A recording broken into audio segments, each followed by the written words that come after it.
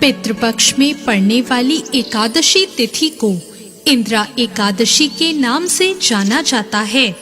इस दिन व्रत और पूजन के साथ व्रत कथा का पाठ करना वाजपेयी यज्ञ के समान फल प्रदान करता है। इंदिरा एकादशी का व्रत विशेष रूप से पितरों की आत्मा की शांति के लिए रखा जाता है। इस दिन व्रत और पूजा के साथ पाठ करने से वाजपेयी यज्ञ के समान फल मिलता है। इंदिरा एकादशी व्रत कथा का वर्णन महाभारत में स्वयं भगवान श्री कृष्ण ने किया था। आइए जानते हैं इंदिरा एकादशी की व्रत कथा।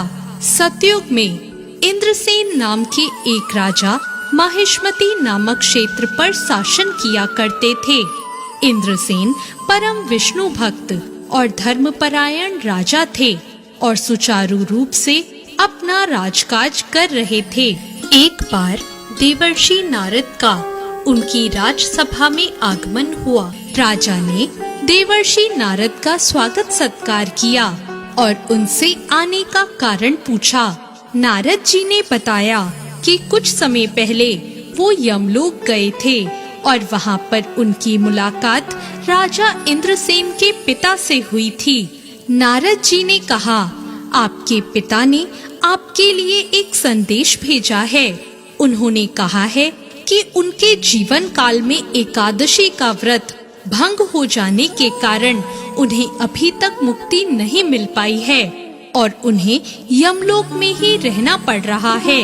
उन्होंने कहा कि जाकर मेरे पुत्र और संतति से कहिएगा कि यदि वो अश्विन कृष्ण पक्ष की इंदिरा एकादशी का व्रत रखें तो उसके भाग से मुझे मुक्ति मिल जाएगी।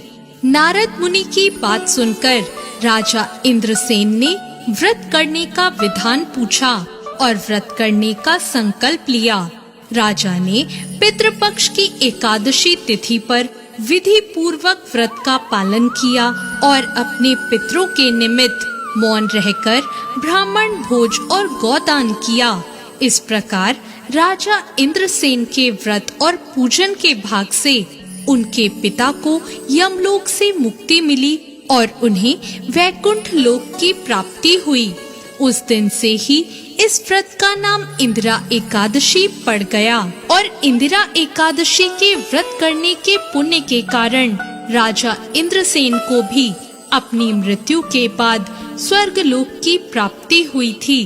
पितृपक्ष में पड़ने वाली इस इंदिरा एकादशी के व्रत से पितरों को मुक्ति मिल जाती है और आपको उनका आशीर्वाद। इंदिरा एकादशी के दिन सुबह जल्दी उठकर स्नान करने के बाद सूर्य देवता को अर्घ दें।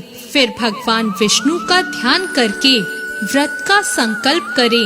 अपने पितरों को याद करते हुए भगवान विष्णु की तस्वीर पर गंगा जल, पुष्प, रोली और चावल का भोग लगाएं और यह ध्यान रखें कि भगवान के भोग में तुलसी की पत्ती को जरूर रखें। पूजा करने के बाद पितरों का श्राद्ध करें और ब्राह्मणों को भोजन कराकर उन्हें अपनी क्षमता के हिसाब से दान दें। ऐसा करने से आपके पितरों को मुक्ति मिलती है और आपको उनका आशीर्वाद मिलता है।